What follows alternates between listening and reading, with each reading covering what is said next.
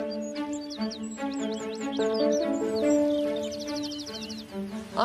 Klein, and this is my home Glebe cottage.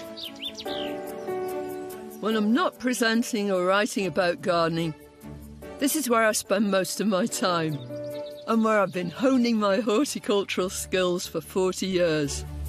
Whether you've got a spacious plot, a tiny patio, or a few window boxes, there's nothing more exciting and satisfying than creating your own garden.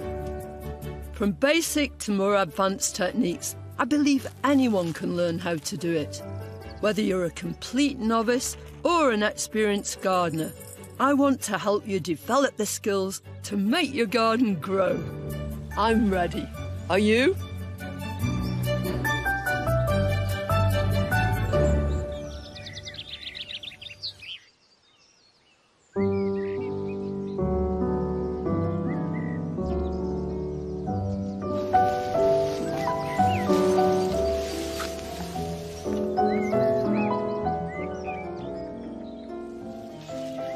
Welcome back to my garden.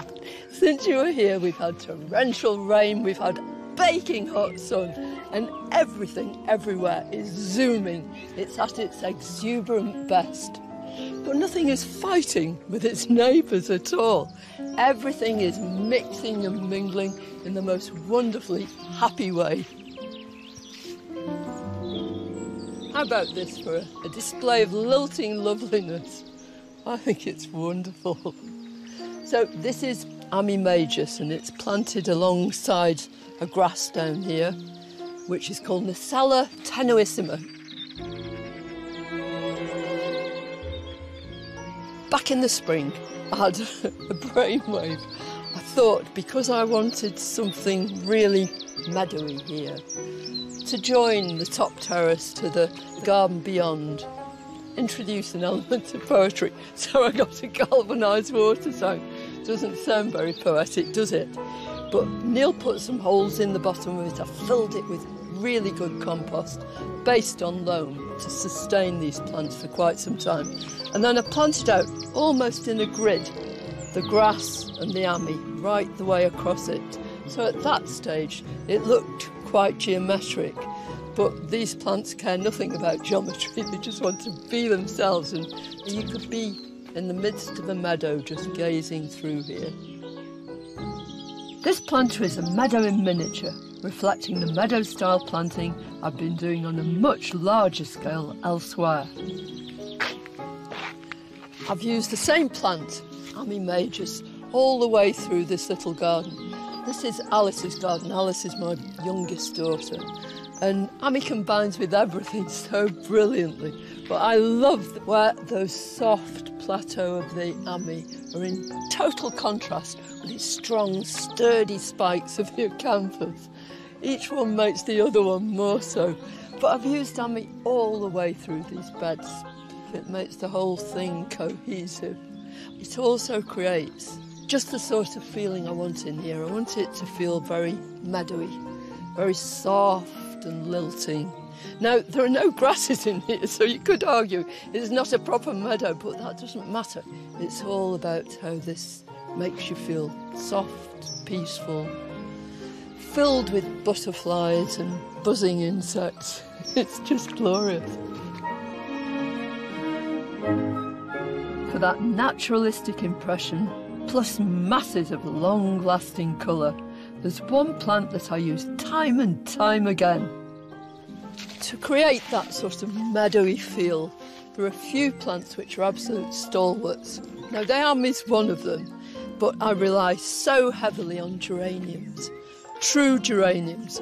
And this really lovely pale pink, it's a form of Geranium oxonianum, is absolutely indispensable because it melds everything together. I use it all along the front of this bed and right on the other side too, and it looks gorgeous mixed with Alchemilla mollis at this time of year. You need to do practically nothing to it at all.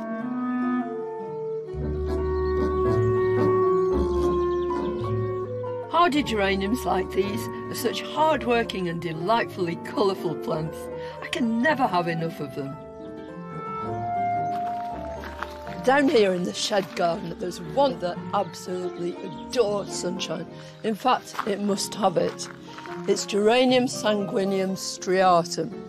Its old name is Geranium sanguineum lancastriense because it comes from Walney Island off the coast of either Lancashire or Cumbria, depending on where you come from. And I've actually seen this geranium for real, growing on Walney Island in pure sand and coming out with this great mat of the most beautiful pale pink flowers.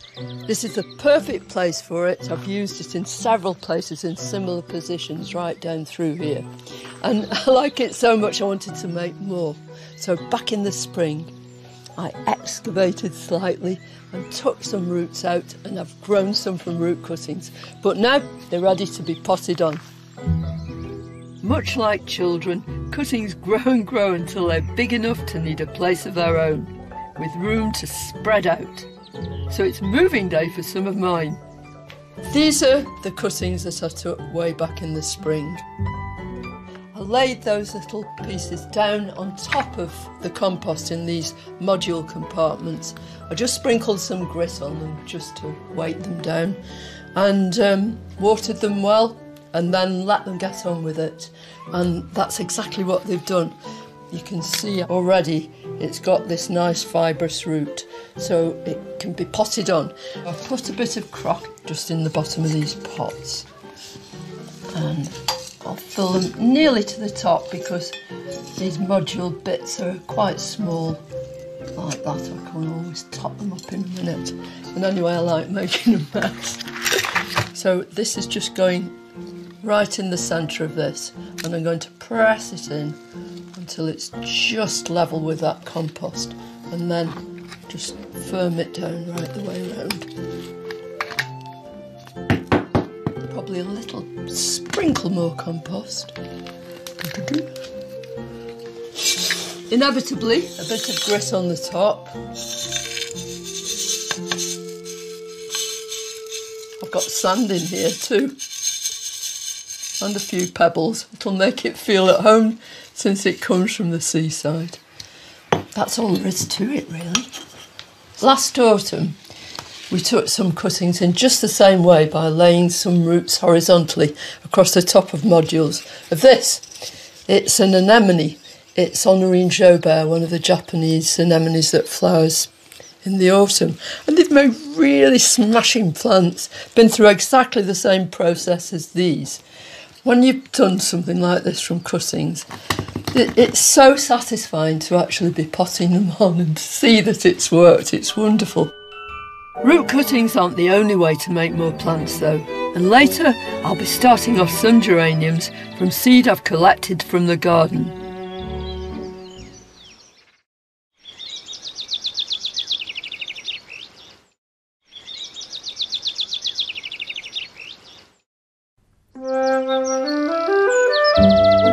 For many of us, midsummer is the highlight of the year in our gardens.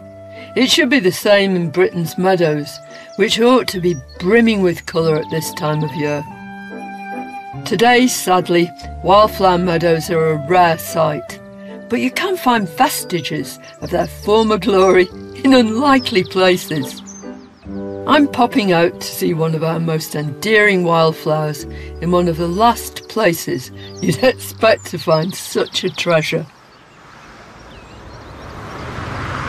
This delightful blue flower is Geranium pretense, the meadow cranesbill. It's one of my favourite wildflowers. Pretense simply means of meadows, and at one time meadows everywhere would be scattered with these gorgeous, gorgeous blue flowers, but not any longer. Farming has pushed them right to the edges of the fields and often over the hedge.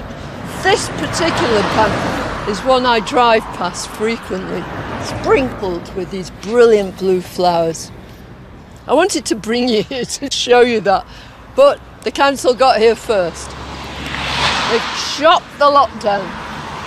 Just a few little plants remain here and there, but amongst this dry grass, up are coming these leaves. The plants are still there, it's a perennial. It'll keep on coming up, and I'll tell you what, before they cut this back, I'll bet this plant had catapulted its seeds here, there and everywhere. And next year, when I drive past here, I'm hoping there'll be even more of these beautiful flowers. Just look at that.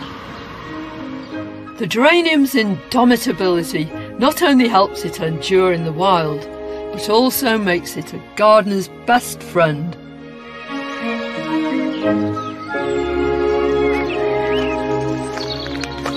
This is how I love to see my geraniums. The famous gardener Marjorie Fish once said, "If in doubt, plant a geranium." And I totally endorse that. She's absolutely right. It's such a hugely diverse range of plants. You can get geraniums that flower first thing in the spring, things like geranium phaeum, right the way through till the autumn. And some geraniums never stop flowering at all. This plant was covered in flower last week, but now some of those petals have dropped and they're being replaced by these lovely seed heads, which give it its name, of course, of cranesbill. The change from flower to seed not only brings different textures to the garden, it also heralds one of my most enjoyable jobs. One of the most important things I ever do in the garden is to collect seed. It's important because I want to grow the next generation of plants, and there's nothing like your own seed because you know it's absolutely fresh. And the time you collect seed is hugely important. You want to collect it just when the seed's ripe. There's a plant over the back that's absolutely full of those beautiful crane's bills, and the seed's just about ready, and I want to collect it before it disperses itself. I want to plant it. Now, can you see what happens? There are 5 seeds in there, just as there were 5 petals, and they're all in the base here. This calyx, the outside part, has moved backwards, exposing these seeds. And when it gets really hot and dry, each one of those seeds will roll up into a spring and catapult itself into the air, so it never lands close to the plant. A great policy, really, isn't it, to sort of spread yourself around. So what I'm going to do is I'm going to cut some big chunks of this. I've got great big paper bags. This is a perfect day for it. You want a dry day above all. Don't try collecting seed on a wet day, because then when you store it, it's going to be damp and it might rot. So I'm just going to chop off. Only need go to there. And I'm going to go through this whole plant. I may be here for some time.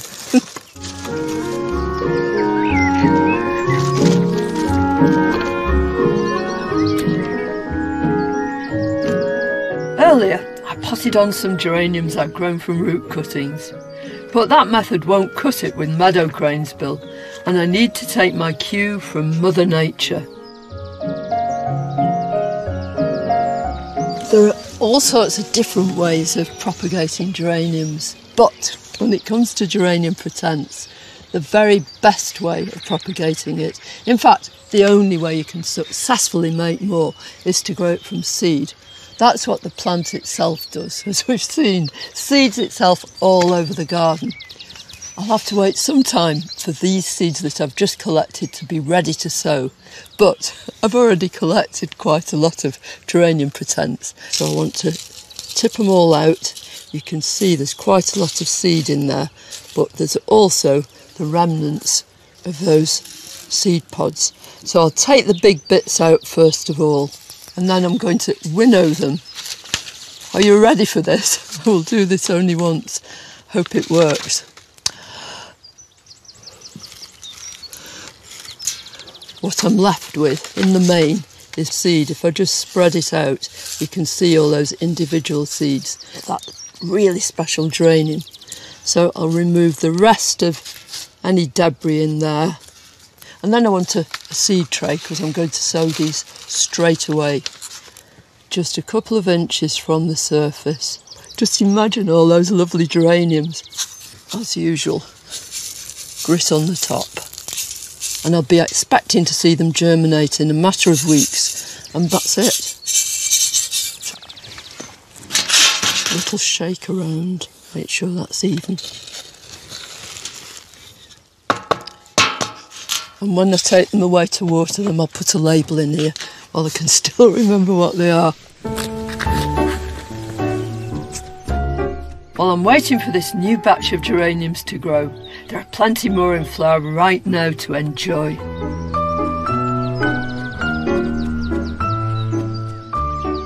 I'm totally enamoured of this plant. It's Geranium Roseanne, and it's not just me who loves it.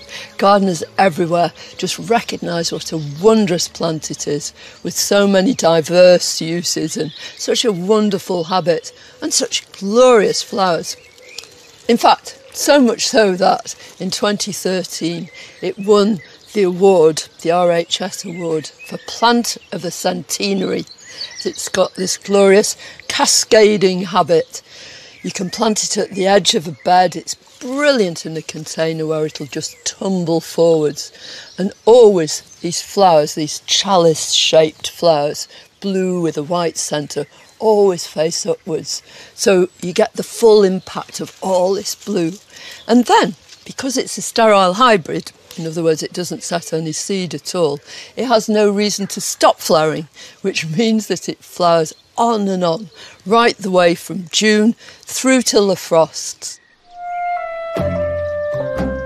There are over 100 species of hardy geraniums grown in British gardens, but their plant family, Geraniaceae, is wider still, and it includes a favourite group that brings memories of sunny holidays flooding back, the tender pelargoniums.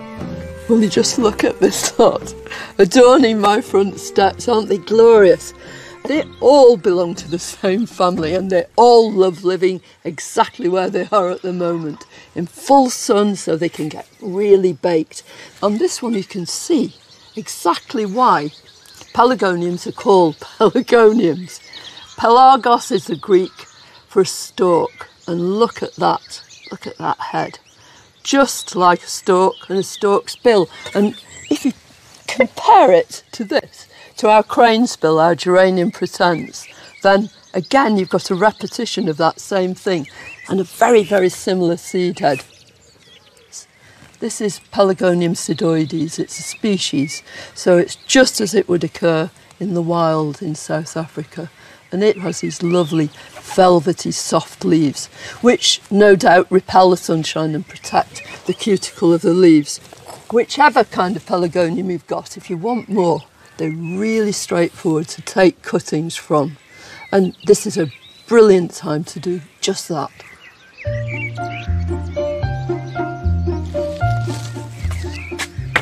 You know, just walking along with this under my nose, I can actually smell this lovely scent drifting up from the foliage.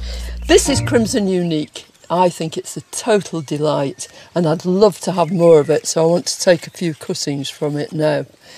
But before I do, I want to make sure that those cuttings have got the right compost. All the species pelargoniums in South Africa grow in really well-drained soil, always in hot sun. Some of them even grow in almost pure sand. So I want to make the compost that I'm taking these cuttings into really, really well drained. And to that end, I'm going to add to my usual mix, which has got masses of loam, loads of grit already, some extra grits. And I'm just going to mix this all together. It's a bit like making pudding. Here we go. That's really crunchy. In these clay pots, and definitely clay pots for preference, because any extra water will just drain through. And this is really like earth. Well, it is earth. It's baked earth. And in the bottom I've just put crocks for extra drainage, and I'm just going to fill them right up. Love this bit. That's it. Plenty of air still in there, absolutely ideal. And then I want to take my cuttings. And I think this one, because it's really not very long. Oh, attention. Oh, isn't that great? So I'm just going to remove that bottom leaf, I'll take these 2 leaves off as well. So I've got this nice piece of stem here. Now the thing about pelargonium cuttings is ideally you should just chuck them down on the table and let them callus over. The whole idea is then they don't rot at all. I think in this hot weather that I don't need to do that at all. So there's one, and then I'm actually going to use my knife. Now this one is a little bit longer, and I'm actually going to get my knife in there and cut just above this leaf node and take that bottom leaf off. Above a leaf node again, but can you see in the top of there are little buds, and I'm going to nip that little growing tip right out. So that would have been a flower, and that means that from each of these leaf nodes a new shoot will form. So I should end up with quite a bushy plant. So I'm putting it right in just so that that bottom leaf is just coming out just above the surface of the compost. In it goes. Of course, I'm going to put some grit on this one. Yeah, make them feel really at home. Just put them in a really bright place, and they should be rooted within a few weeks. And then I'll take them out, pot them on individually, and before you know where you are, I'm going to have a flowering plant. In fact, I'm going to have 3. Growing your own pelargoniums from cuttings couldn't be easier. Start with a gritty, well-drained compost. Remove the lower leaves from the cuttings and nip out the growing tips. Then plant around the side of a clay pot to help with drainage. My cuttings will be ready to flower next year in the summer sun. But later I'll be choosing plants to brighten up a shady spot.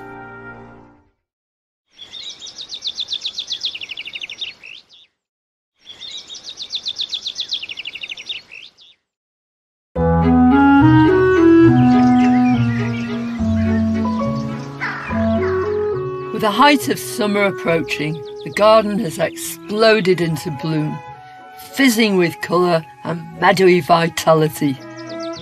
This warm weather also makes for an abundance of fruit and veg. Just look at this lot! Look at these cucumbers! It's just a couple of weeks ago that I began to string these up, and now they're almost taking the place over, and they've all got loads and loads of fruit. Well, they're glorious, but just look at these aubergines. Have you ever seen such handsome plants?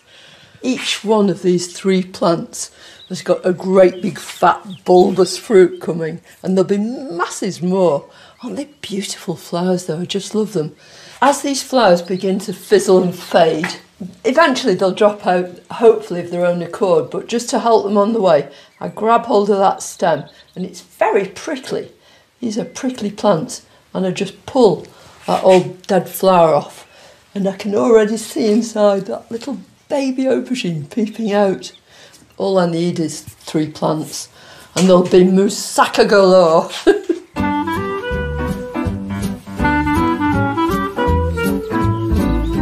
Back in spring I started off some tomatoes from seed, and they've rewarded me with some cracking healthy plants. Here's one of the 2 varieties of tomatoes I've grown this year. This one's called Sun Gold. It's a small cherry tomato. Really lovely, absolutely delicious, quite thin-skinned too, and golden, as its name suggests. And then the other one I've grown is called San Marzano, and it's a true plum tomato, just like the ones you get in cans, except these are going to taste so much better. Both these varieties are cordon varieties. That means you want one big strong stem growing up through the middle, and you want to remove any side shoots because they'll take all the energy away from that main plant.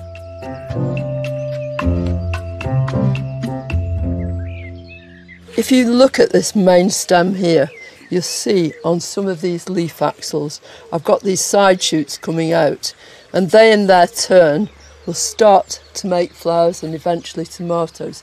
If I just leave them there, then they'll weaken the whole plant. I'll get loads and loads of tomatoes, probably many, many more, but they won't be of the same quality, the same size.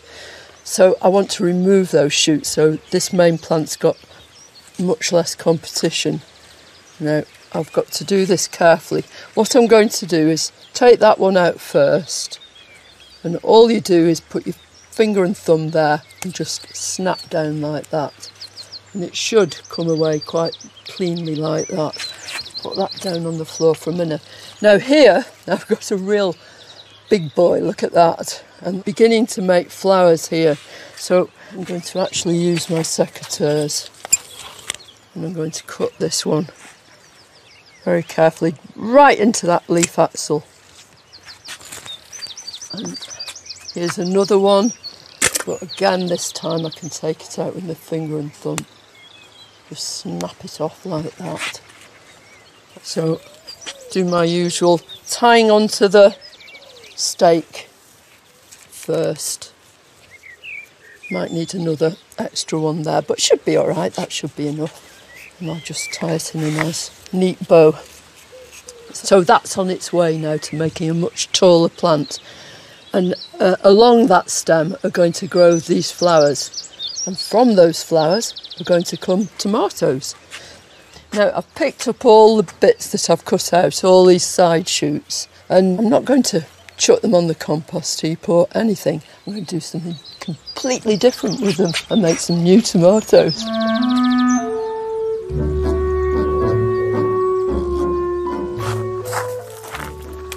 So those little side shoots have now become cuttings. Eventually, and it won't take very long, they'll make lots and lots of white roots, so I've got brand new plants for free.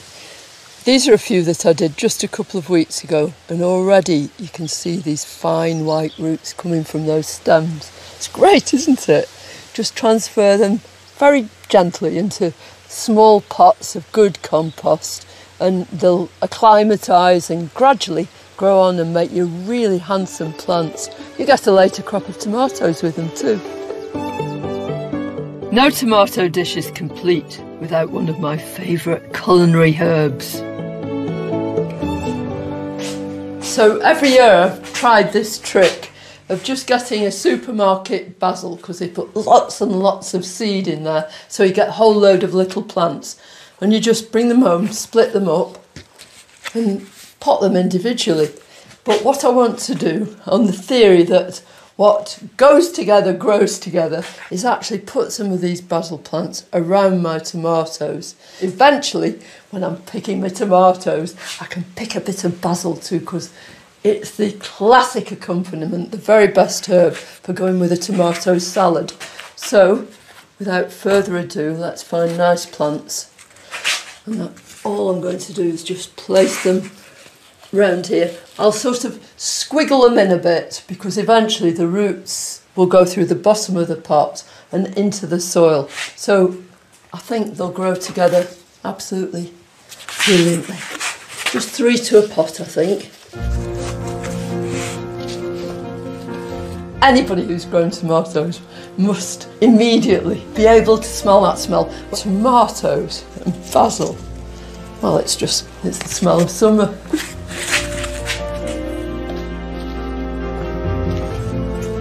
As fragrant as it is, you can't spend too much time in the greenhouse in this heat, so I'm heading for cover.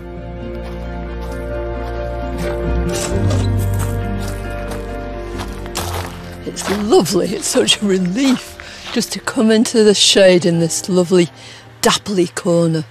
It's quiet and it's peaceful and it's out of the sun. This corner of the garden is devoted to my mum. I call it Jeannie's garden. My mum really loved sitting here. In fact, I made her a little slate seat at the top of the wall there. She'd contemplate what was going on in the rest of the garden. And it was a rest for her because I'd had a weeding all day. But I really want this corner of the garden to be very, very special. So back in the spring, I planted all sorts of lovely things in here. Very special plants. Lots of hepaticas, trilliums, lots of these podophyllums with these fascinating leaves. begonias that are evergreen. But all of that has sort of gone quiet now. So for a splash of colour, which is going to persist right the way through the summer and really brighten this place up, I want to use a golden grass. But before I do, I want to cut back some of these ferns. In the spring, they were just coming through and I really had no idea they'd grow to this extent. In the winter, I'm going to actually dig them up and move them. We've got plenty of places for them to go. I won't shut them out, they'll be reused like everything else in this garden. So I'm just taking these fronds right down, and I'll probably do that right the way across over here too. They're just preventing me from seeing what I'm doing, and I want to see just where that grass is going to flow down this bank.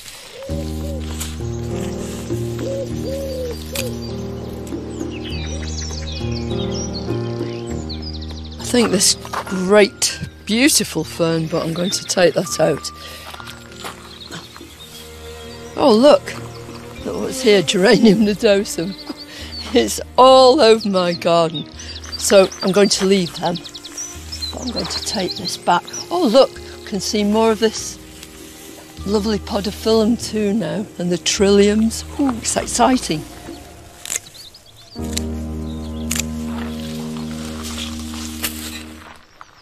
So this is the grass that I want to put to flow right the way through here. I mean, it's already swishy even at this stage, isn't it? It's Hacanacloa, macro aureola, and just means it's got golden foliage. Now the thing about golden foliage is that it doesn't like being grown in full sun, especially in scorching weather like this.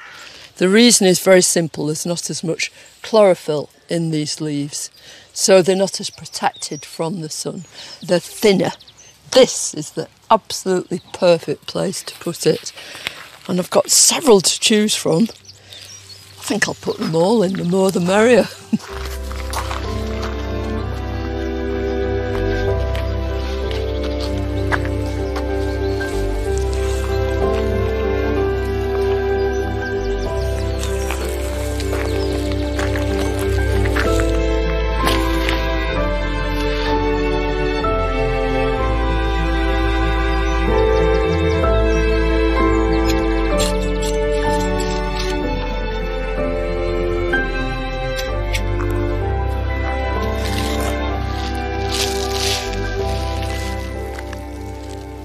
So I'm going to lower it into this hole. I don't mind if I lose a bit of this compost.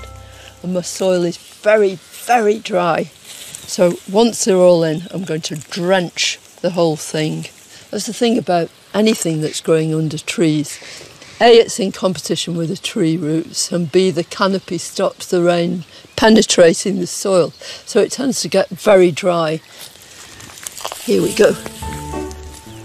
Does that look graceful? I've thought of the ideal accompaniment for my shade-loving grasses, and it's one of the plants grown from root cuttings that I showed you earlier. There are 2 times during the year when places in dense shade can really come into their own. One is the spring, before the canopy fills in overhead, and then you get all your lovely spring bulbs and all those little treasures. But the other one is when the leaves start to thin out in the autumn, and then more light can come in too.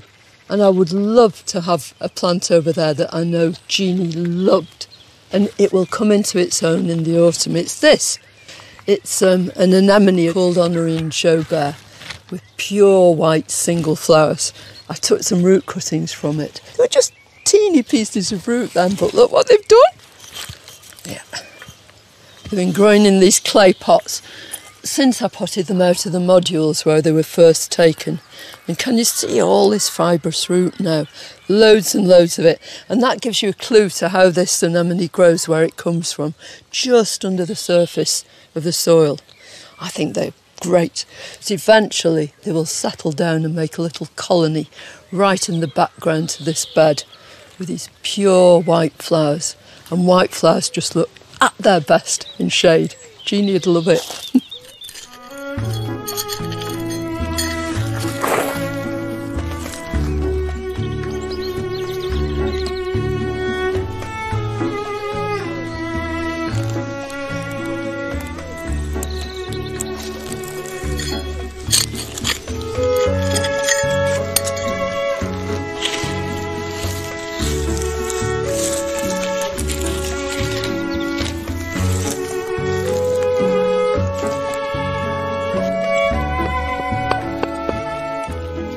Hello, Sylv. Hello. You come to see what I'm doing? Yeah. Planting some anemones for Jeannie. Yeah. When they grow up, they'll be taller than you. Yeah, they'll be right up here. Next, I'm stepping out into the sun once more to meet some little cousins in the geranium family.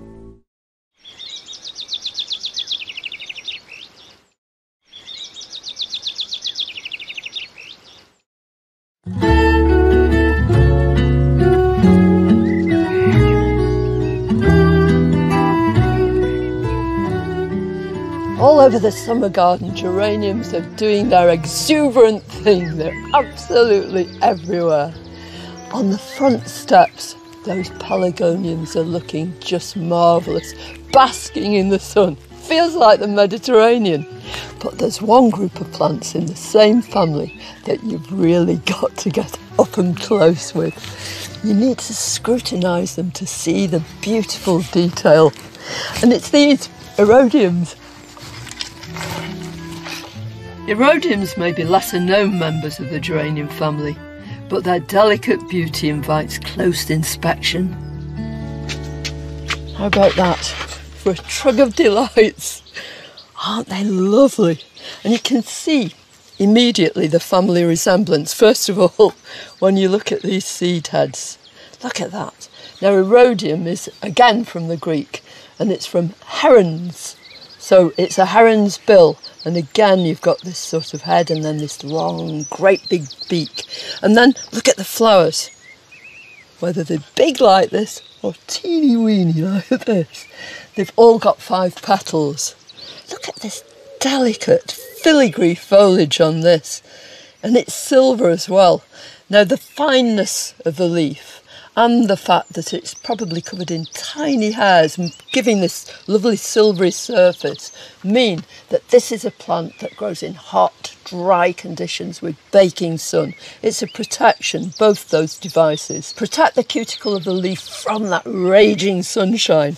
I think it's lovely. And this little erodium has just the same sort of foliage. This one's called Colbianum. Isn't it so dainty? Look at these beautiful flowers with these 2 dark blotches, very, very fine lines. The anthers on some of these are red. Really exciting looking into them for such a tiny plant. These exquisite little plants are often alpine in their tastes. So rather than planting them out in the garden, they'll be most at home in a microcosm of a mountain landscape. And I've just cleared a couple of little spaces here for some of these erodiums. In this great big granite trough, and in it are several different alpines that I've planted at different times. So there were all sorts of dainty, lovely little plants in here, little treasures, and they're staying. But their time really was either the autumn or most of them in the early spring. But I want these erodiums to come in for the summer, and I'm going to start with this one. It's called Fran's Delight. It's Carol's delight too. Just look at that. Isn't that lovely? So pretty. I like the deportment of these plants. You get this nice clump of leaves in the centre, and then these slender stems, very elegant all the way around here. I'm going to put this one right in here. Now, the sun's not shining directly on this corner at the moment, but it soon will be, and then for the whole of the afternoon and into the evening it'll be in full sunshine. So all I want to do is tip it out. Now, the compost is really gritty. The nursery woman who's grown these plants has used either perlite or vermiculite in her compost. They're both volcanic rocks, and they're incorporated into lots of compost to make them lighter and provide drainage. But this is a very shallow trough, so I want to give this plant a chance by just loosening these roots a little bit and digging in just a bit of this. Oh, lovely stuff with loads and loads of grit in it. Now, avoiding my bulbs. So I'm digging this hole with my hand because then I can really feel where the base of the trough is. And I can locate any bulbs that are in there, and I'm just going to lower it down gently. Straight away, as soon as you put it in, you just feel as though it's saying, oh, this is great. I really like this. Home from home. I'll probably come afterwards and top dress this with a bit of grit. Now let's have another one. I think I like this silvery theme. This is Julie Ritchie, and the flowers in this are almost, they're palest pink but almost cream. But I don't want it to look too symmetrical, so I'm going to try and squeeze another little teeny one in at the front. Tình chúng ta chẳng hề phai phôi. Nếu như biết trước lúc ấy người ra đi vội vàng, ngọt ngào đã qua nụ hôn giờ trao ai nồng nàn, để rồi bóng đêm bùa vây từng cơn mơ ùa về. Thu qua rồi sao vẫn nhớ em. Chỉ mong em sẽ bước tiếp cùng ai trên đường đời. Chẳng cần nhớ anh, dù đau dù thương vẫn còn đợi.